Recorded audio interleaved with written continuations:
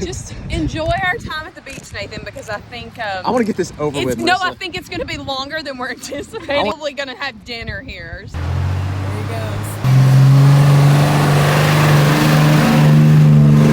3, 2, 1, go! Come fly away with me. Imagine all the things that we could see. Yeah, don't you know that life's a dance? Come take my hand and fly away with me.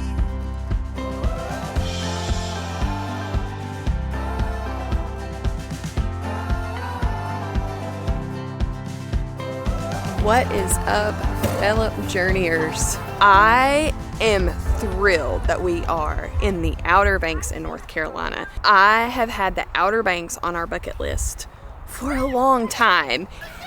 Everybody's peeing. That's what's super cool about having our home with us everywhere we go is we show up, we have our bathroom, we can do lunch, and then kind of get our bearings before we go and explore. I know little to nothing about where we're at and what's going on right now, but I do know. So it looks like the visitor center over here. Obviously we're parked here. And then look at this over here, what we're right next to. I should have parked where I could see this from my window. Ah, look at that. I think that's where they took off. I think that's the monument. It's the Wright Brothers Monument right there. I'm debating moving the rig so I could see it out. Anyways, I'm not gonna move the rig. If you have an RV and you're parking this grassy area, you could totally see that monument from your window if you wanted to while you eat lunch. Almost see it. Oh, it's right behind that tree. I'm gonna move it, Marissa. It's up to you. All right, we're good. I'm not gonna move it. We're good. You always build your nest, and I'm just along for the ride. We're good. We're good. Can make fun of her too. Every RVer wears socks with their sandals. Yeah, you're not an RVer until you wear socks with your sandals. That's true. I am not a 75-year-old man yet. I've done it. You're closer to 75 though. Well, I am. Oversized vehicles in the RV parking lot. It's an airport. A place for lunch. You can go see an airport. So we're here. The football game. This is the quarters in the hangar. That's where they kept the airplane. First flight Boulder. That's gonna be cool. So this is the first time anybody ever flew an airplane. Was here. How scary would that be to learn how to do that? Scary. Could you imagine? It probably didn't work a few times, right? So Neil Armstrong had this in his hand. So when Neil Armstrong stepped foot on the moon in 1969, he, in tribute to the Wright brothers in the birth of flight. These have been to the moon. Yeah. So wood fragment from 1903. What a cool tribute to go to the moon, but to take a piece of wood from the first flight in 1903. I think that is just a really, really cool tribute. 1,000 glides to practice. And look at how they're practicing. My goodness. Oh my goodness. I wish you would have been behind us. They were like in awe. They said, oh, like it's impressive. I'm assuming a replica, right? I mean, but still, wow. Because of someone's bravery, we came so far in flight because I don't know, if it was me, would I hop on that and like have so much faith in this dream that I would risk my life for it? Like, I find that so inspiring. That's an original This is one of two from the 1903 flyer. Here's the progression. 1899, 1900, 1901, 1902. You see how he lays? See, he lays on the back part and he's controlling it with this lever right here. Wow. Yeah, he lays right there. I overheard the girls talking, and Hensley said to Audrey, she said, hey, when you grow up, do you want to invent something cool with me? I think that just made my heart want to explode, and it's one of the driving factors of why we do this lifestyle. They're seeing that this truly happened because of someone had a dream and was courageous and brave and put themselves out there.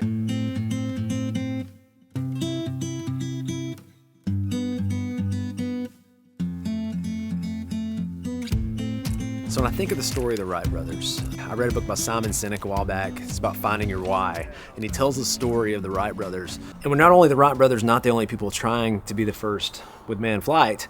There was a guy named Langley who was actually supposed to be the first one doing it. He was funded by the government. He had all the best scientists. He had all the best engineers. He had the New York Times following him around. He was supposed to be the guy to do this. Everybody was rooting for him. Everyone thought he would do this. He came from a pedigree, and it was supposed to happen with him, but it didn't. And the book goes into detail, as an example, the Wright brothers talking about how they were really the underdogs, but ultimately they found their why. They had a team behind the purpose of putting man in the air. Versus Langley, what Simon Sinek talks about in his book at least, describes his primary purpose as just fame, notoriety, money, riches. Because really, I mean, first of all, there was a lot of money in it for him if he was able to do this. But secondly, once the Wright brothers were able to achieve flight, Langley just gave up. And he did not have to give up. He could have still, flight was definitely not perfected at that point. But he just totally gave up. So if you love the story of an underdog, if you love the story of purpose, finding your why, the story of the Wright brothers, and how they achieved flight before anybody else is an awesome story. So they chose this area for 3 main reasons. Wind, sand, and isolation. So this was all, you picture like a giant sand dune back in the early 1900s. Yeah, this is incredible. So sand for soft landing, wind to help with the lift, and the isolation because they wanted that privacy because they were going to figure this thing out. So that's the marker for the first flight. We'll walk over there in a second. So on December 17th, 1903, is when they did the sustained engine flights, which is the big thing everybody's excited about instead of gliding, because people are already gliding. Took off right here at that large boulder. First time landed here, second time there, third time there, and then the fourth one, which is the big deal on the 17th, all the way down there, which is definitely a success compared to these 3. These are the hangars to the planes. Look at that, isn't that crazy? So these are reconstructed, but these are where they lived and worked and housed the planes. This one looks like, probably more of a hangar. This one over here is more of a, place where they actually lived and stayed while they were doing all these testing. First launch was from right here, the track, to give it speed where it could launch from here. How long was the track? Does that say? 60 feet wooden rail. So totally motor powered, but no wheels. So they used the rail. And then Wilbur was running alongside of it. Can you picture these guys in 1900? He's running alongside of it, holding on to it. Could you imagine me in the distance watching these guys thinking, what are you doing? Picture it, 60 feet of rail, they're guiding it along. And the first one only went like 40, 50 feet or something, but fourth one, they were good to go. You gonna run it too, Marissa? You think we can make it to the end, Hen? Ready, 3, 2, 1, go!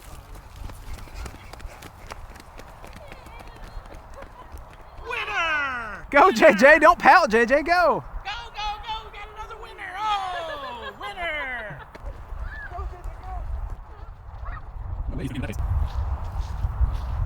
So the first rock JJ dropped. The second rock Maverick actually dropped. The third rock looks like Hensley and Audrey are about tied down there. Mav's got his second burst, so he's going. Nathan did not win. Things got serious at that point. Go, girls, go! I'm right behind you. I'm right behind you. Woo! Oh my goodness. Oh, this is why we invented airplanes. That is exactly why we invented airplanes. I ran out of my shoes. Marissa just like ditched her shoes halfway. I know, they were just gone. So when you dropped the sandals, was that when you knew he was coming? Her footsteps. I'm pretty competitive. Now we just did what seems to us like the hardest thing we've ever done in our lives, but like now you gotta imagine these guys, years they were here, years. From 1900 is when they came, and then the first flight didn't happen until 1903. Every day, failure after failure after failure. I call it failing forward. Definitely failing forward. forward. So actually 2 different accomplishments here. So the one that you see from the visitor center first is the machine flight, which is the big deal because that's unglided flight that they achieved in 1903. So thousands of times they trekked up this, which this is a sand dune in 1902, but they basically perfected the glider portion of the system from this dune and flew off of this dune toward the ground where they got that soft landing we talked about. This said that they did this thousands of times, guys, for years. Think we can do it once? Questionable. We are not in hiking shape, apparently. Let's go, kids. Let's go, kids. Can you imagine walking in sand with a 100-pound glider? It We've got a would not paved be trail. easy. We're dragging children. They love to hold our hands because they put their weight on us and let us carry them up. Who sings that? R. Kelly. Hensley, you got it, girl. This is a beautiful monument. Wow, isn't it?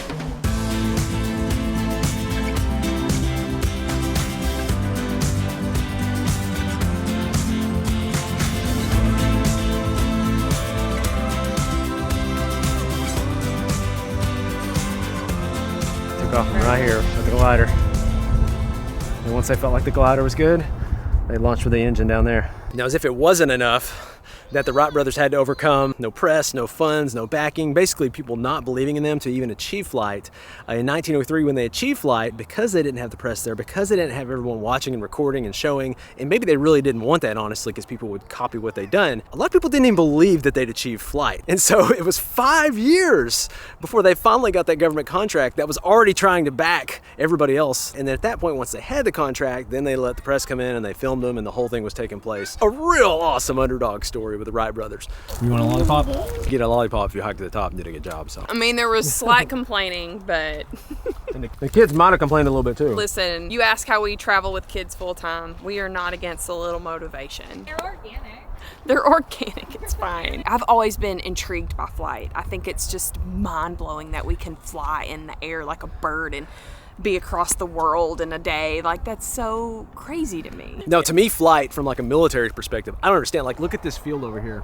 You got people walking around on foot, you know, firing at each other. You got people maybe by boat firing stuff. And then you've got airplanes, which would basically decimate everybody if you had them. It's amazing to me it took that long and that much effort for the government to pick that up. I think that's really what it was a lot of pressure from the French catching on and building their own planes for them to finally say yes to the Wright brothers. But you want to be the first in the air with those military planes.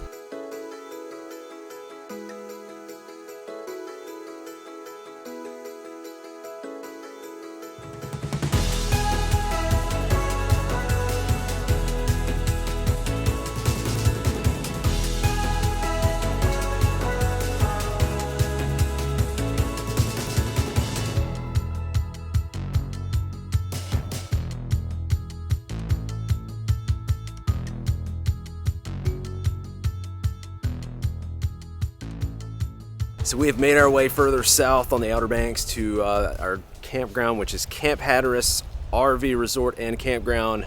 I have no clue what the difference between an RV resort and a campground is and why you need both in your sign. So do you know the difference between an RV resort and a campground?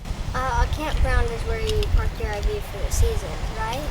I have no clue. I'm actually asking. I have no clue what the technical difference is between an RV park, RV resort, and campground is. It's very blurred. We've been to all three and they look very similar. Anyways, but this seems like a very nice campground. Playground with a swing set. Bark park. We've got indoor pool, jacuzzi inside the main building where the registration's at, tennis court where you can also do pickleball, shuffleboard, bicycles, putt-putt. And of course, where we went this morning, you've got the main attraction, which we're right across the road from at our current site, which is the ocean and the beach right across the way.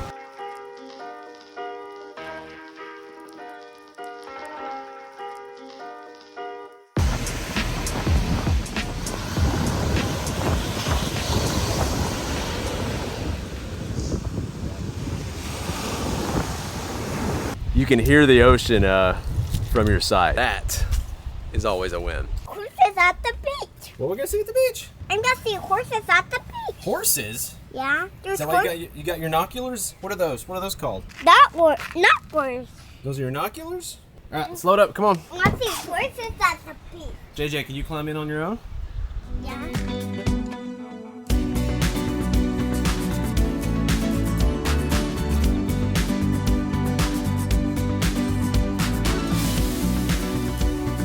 So when people talk about the Outer Banks, they talk about Corolla and how you can drive out onto the beach and there's wild horses. It seemed kind of silly at first because I'm like, we have a beach out our back door, so I thought, number one, do we drive, which is an hour, almost an hour and a half north, and then an hour and a half back down south, so almost 3 hours round trip. But I just heard so many people talk about Corolla and how amazing it is. So we made the trek out. We're giving it a go. When you travel full time and you're in the car all the time, it's like an hour and a half isn't much anymore. You're like, oh, an hour and a half. So we have to let some of the air out of our tires to get out onto the sand. So I've got to take all my TPMSs off and label them. We're gonna deflate the tires. I don't even know what's over that hill, so we're gonna find out. Nathan's not super happy with me because to deflate his tires, he has to take our rim off and our TPMS off. So he's not super stoked about this part, but he's a team player. It's gonna be worth it.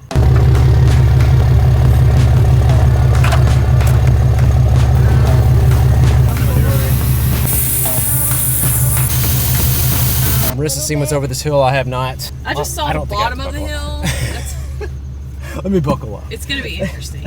Okay. All right, you ready?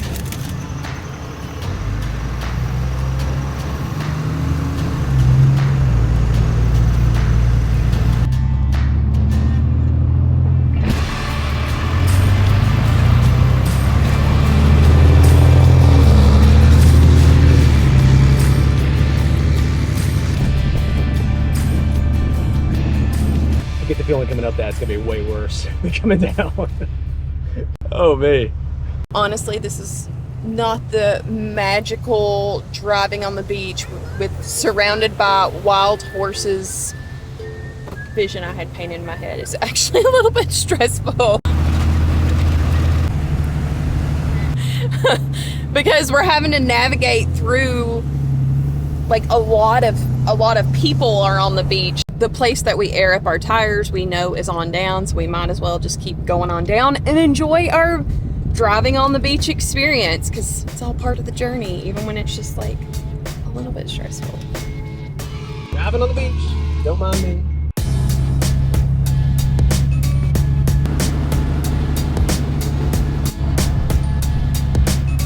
You can tell this does not happen a lot. Now their jaws are dropping. I mean, look at this. Does this look right? I don't know. Everything I read says Okay. it was. Okay. I don't know. Everybody's looking at us like we Usually there's an obvious, on all the beaches we've ever done, there's like an obvious stretch that's the road.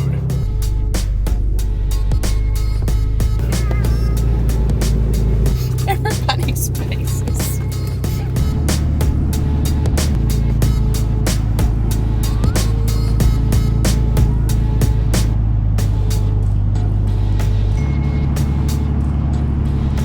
All right, we made it to a spot that we're gonna park at. Wow, man, you know, like with this lifestyle, these are the days you have to find your why, right? Because not every day is gonna go smooth. We do so much research in this lifestyle, so many moving parts, that some days can be so stressful. But I think you have to know your why, and this is our why. Our why is that we get to enjoy this amazing day on the beach, watch our kids play in the water, make family memories. I'm gonna be honest, sometimes it's hard, and some days I feel like giving up, and then I have to remind myself of the why and not give up just because it's hard. Because look at this. Just an average Tuesday, right? We weren't rushing off to get the kids dropped off at school, or you know, we go clock in at our jobs and we don't see each other all day long. Like this average Tuesday, we're making memories on a beach somewhere we've never been, never explored. It's not always perfect, but it's all part of the journey. This is the fun part of bringing your truck onto the beach. Now we get to have lunch. We stopped at the store, stocked up on some sparkling waters. This whole thing's for sparkling water? Yes, you can't camp without sparkling water. Wow. Some lunch. So this is like the fun part, is having everything accessible in your truck, because I'm an overpacker. I don't have to pack. I live in an RV full time. I'm a terrible packer. I've got quite the spread. I got a little excited here.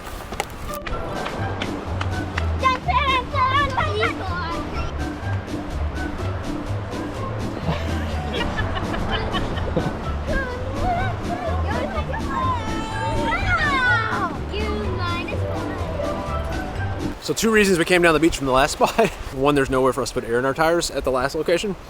So we would have to just go right back up that super steep hill and then get on the road and keep going until we found air, which all my tires are like at 20. I don't really want to do that. And then 2, it was a super steep hill. I did not like the looks of it. I'd say 50-50 on that one. This one is not a whole lot better. Yeah, I don't know what the odds are on this one.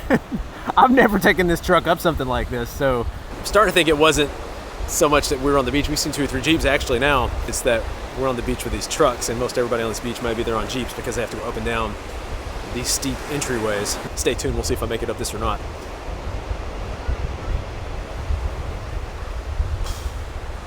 All right, this is this Jeep's 3rd try to get up this hill. See, look, he's stopping. spinning. His tires aren't spinning. They're not spinning? No. That doesn't make any sense. Well, it's because he's not in it enough. It's number 4, I think. 5, I don't know how many. Did You make it? I don't see him anymore.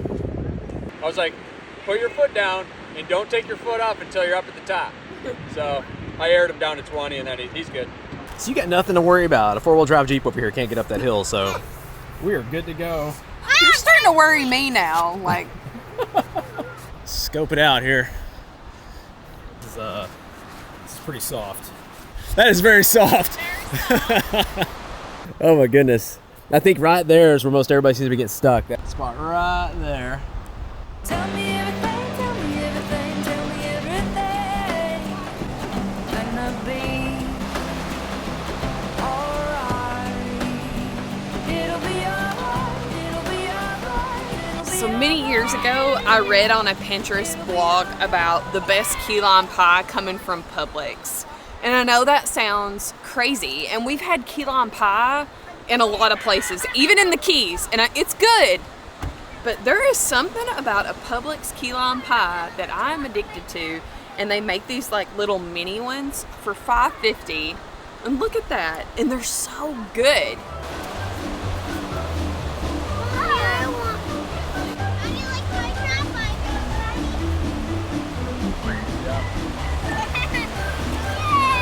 As RVers, or if you're aspiring to RV, like, why are you doing that? What's behind it? Even on a day-to-day basis, you have like wins. I asked Marissa what her win today was. She said, I want a relaxing day at the beach. I don't know if that's what this has been or not. For me, this has not been relaxing, but like one of the wins, I have to tell myself in the moment, because I'm stressed. Like, I'm thinking about, am I gonna get stuck on this thing? Am I gonna have to get towed? Am I gonna have to pay a big fee for somebody having to come get me out or whatever? Hopefully none of that happens, but we talk about being part of the journey, but I just think about, I know when I look back at something like that, even if I don't get out, I'm gonna learn something from the experience. I'm gonna have a memory. And really that's one of the big wins for us with doing this, is just the memories we make. Even though things may seem super stressful in the moment, when you take a step back and look at it, it's okay. We survived, we got something new to talk about, and ultimately it was still a win. Oh no. Oh, he didn't hit that with anything. Oh no. Just enjoy our time at the beach, Nathan, because I think I want to get this over with. No, Marissa. I think it's going to be longer than we're anticipating. I wanna get this think over we're with. probably going to have dinner here. So we packed lots of snacks. good thing I bought a ton of food, because I don't think we're going anywhere anytime soon. Oh, jeez. Oh no. Oh, you made it. Okay, the lesson we've learned is everybody is like scared their first few times. So Nathan, Well, everybody, there's only been 2 people make it up it.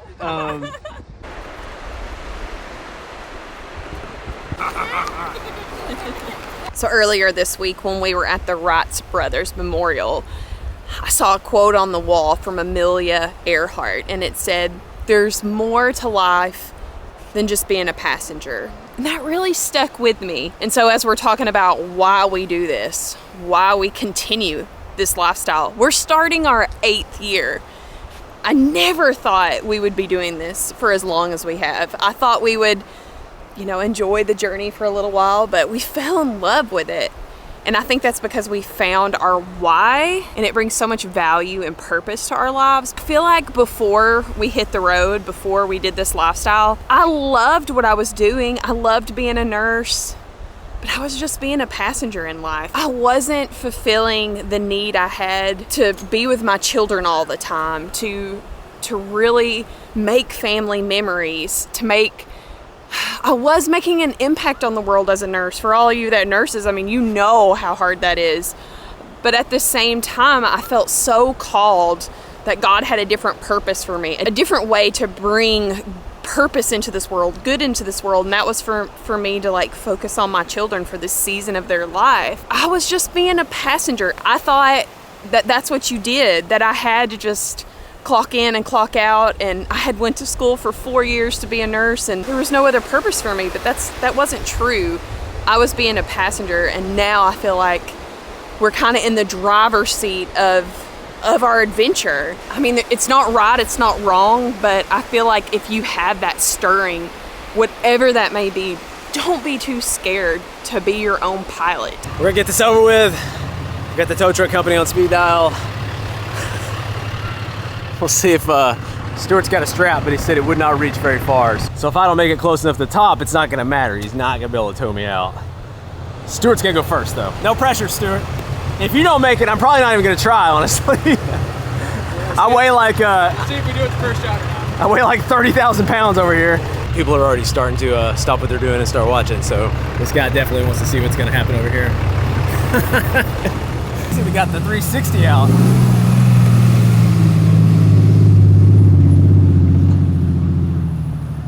Oh my goodness.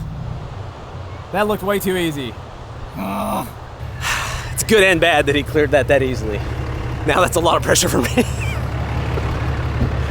Got these city tires going, so... He made that look easy. Yeah, I know. He had a drink in one hand, his 360 in the other, I think, so... Well, pressure is on, so... Hold this camera. Come on, Nathan.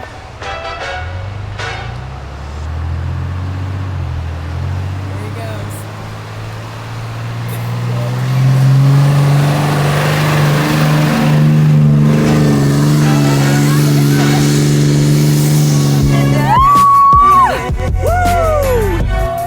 Like a pro. This sand, man, can you see this? Look at this. It is so soft. Oh.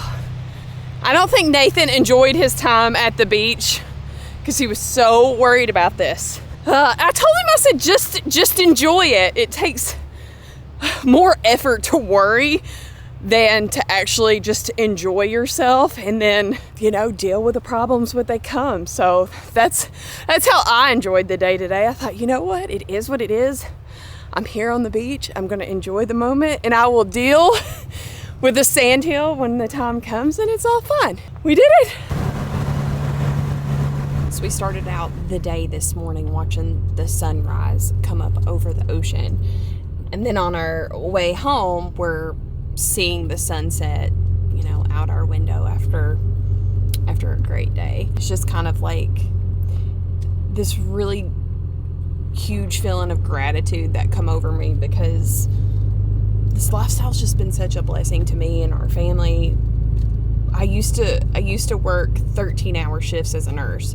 And so there were a lot of days that I would go in and it was dark. I would come out and it was still dark. I would never see the sunlight. Hensley was asleep when I left in the morning and she was asleep when I come home at night because she was so little. It's just kind of an overwhelming, grateful feeling that I'm watching the sunrise and the sunset and enjoying them in the same day as I spend time with my family. So if you want to watch some beach camping that actually went somewhat right, click on the link to our video where we took the Airstream on the beach and stayed the night for multiple nights near Galveston. And not only that, our friends Walter and Kayla came and visited with us, and really up until this point, they didn't really understand our why. Did you think we were crazy when we told you we were going to live in a camper and travel? Yeah. Yeah.